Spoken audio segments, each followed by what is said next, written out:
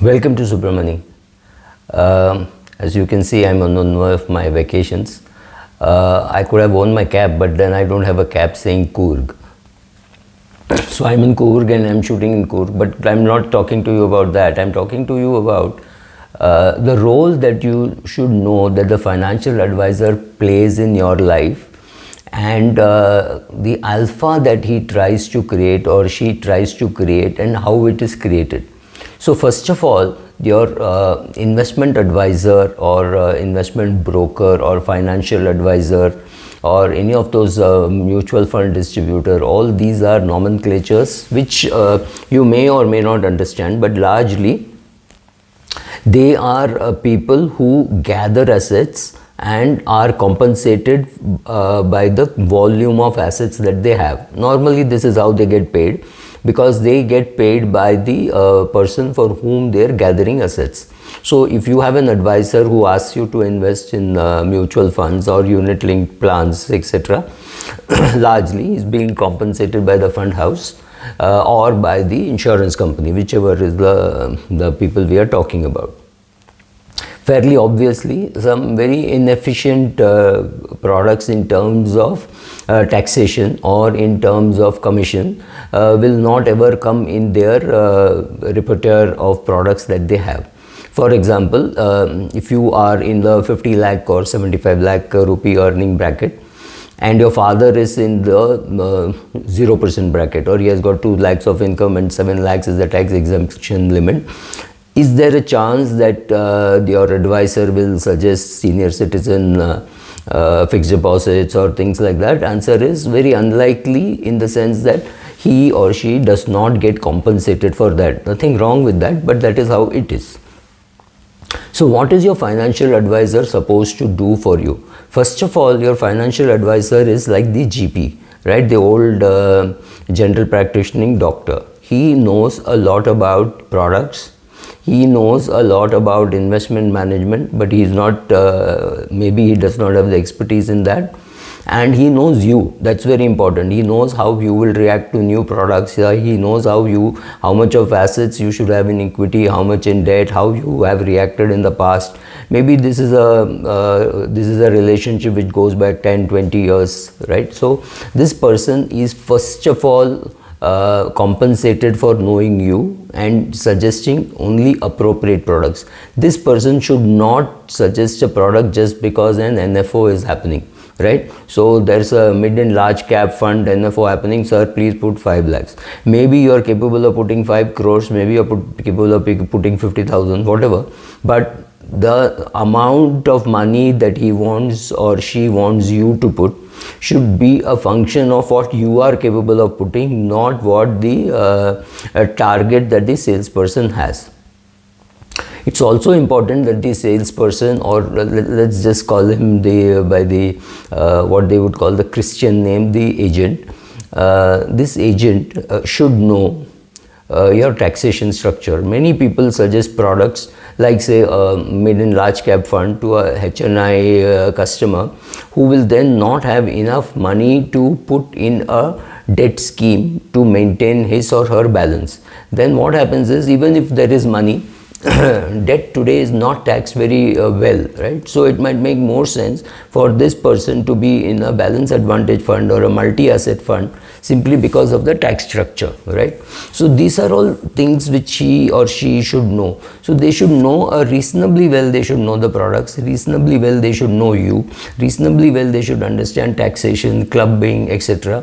By doing all this, they create a alpha for you. Now, it is also important for you to realize that they may not have the expertise to say now which fund to invest, right? For example, should I put money in a banking fund or in a pharma fund? I don't have an answer. The question is, you have to accept and admit that they don't have answers to these questions, and the last few years have been such a huge bull run that everything that you everything that you bought went up, but also remember, almost everything that you did not buy also went up. So there is no way to know comparatively how is the performance. But then this person could be giving you the comfort that, look, this person has given me good returns, in the sense that the market has given me good returns. This person has ensured that I am in the market during these times. This person has ensured that in March 2020, when the market tanked, I did not panic. This person held my hand and made sure that I did not withdraw during the worst of times. In fact, I actually invested in March 2020 or April 2020. So all that is the financial advisor's competence. To think that the financial advisor knows whether you should be putting money in large cap or mid cap or pharma or steel or whatever is extremely difficult to find such a person. So you want a person who has got reasonable investment management skills. He need not know how to manage money. That is the job of the fund manager. So when your financial advisor takes money from you and gives it to Naren in ICICI Prudential or Roshi Jain in HDFC or any other fund house, it is the job to say, okay, here is a good fund house, here is a good fund manager, this is the track record that I know. Under normal circumstances, this is how it will happen. How will the performance be after 3 years, 5 years, 7 years, 22 years? No idea. How will it be taxed? Well, current position is equity is taxed at 10% and debt is taxed at 20% plus indexation. Of course, there are some funds which can be taxed at current income rates. So knowing those things, knowing those differences is important. You also have to understand that when your assets are less than about 5-10 crores, very unlikely that somebody who is very good, very knowledgeable, wants to spend time with you teaching what is important, etc.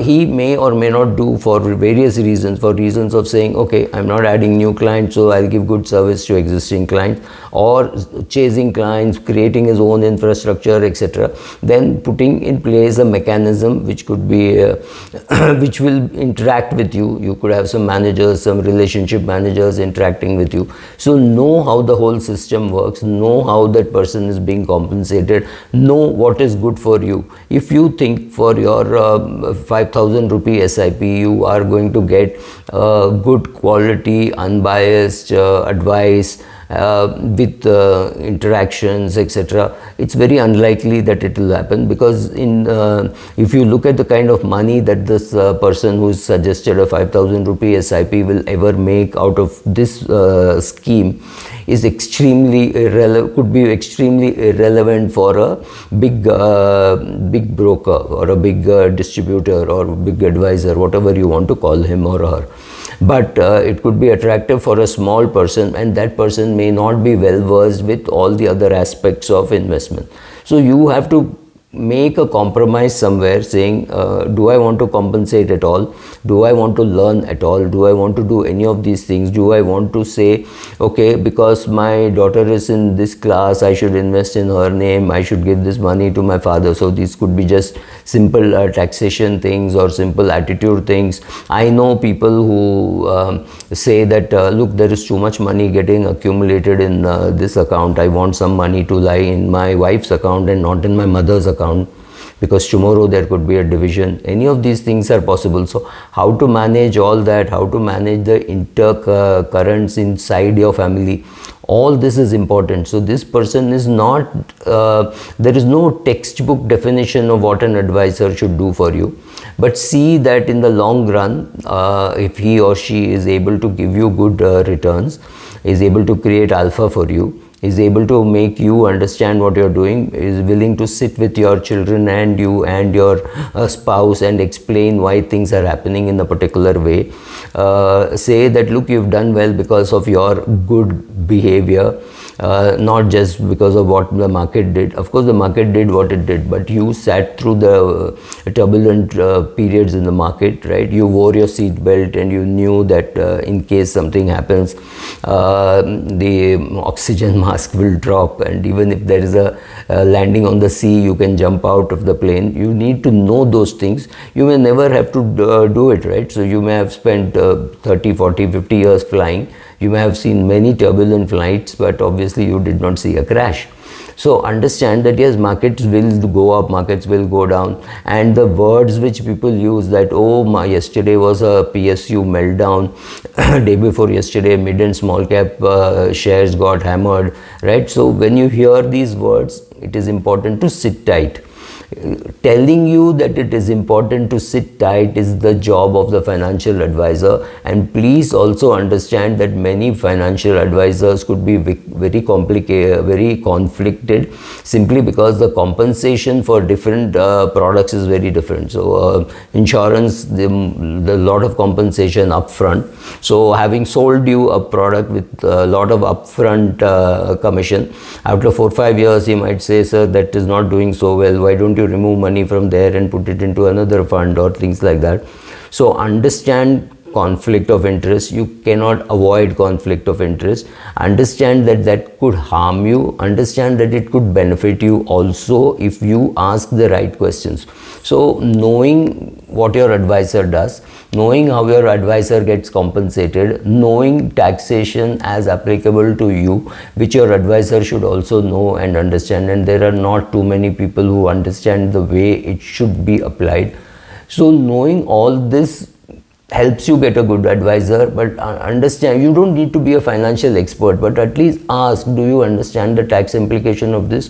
Do you understand this product which you are giving me is being taxed at 10%, but to balance it I will have to put it into a debt fund where I'm going to be charged at 34% or 33%, which is my current taxation. Why are you suggesting me this product and not a balanced product, or things like that? It is you who has to develop the expertise to ask these questions, understand there will be conflict, and understand how to manage the conflict. Don't hope for an ideal world where there will be no conflict of interest or it will be self-managed. It has never happened. I think B.R. Ambedkar, who said that self-regulation doesn't work. Well, he did not say it in that many words, but he said something like to that effect. And most of the things in the world have been achieved only by regulation, whether it is tobacco, alcohol, drugs, any of these things has been the government has had to push legislation to make it happen. So financial services is not very different. So understand this before you invest. Thank you.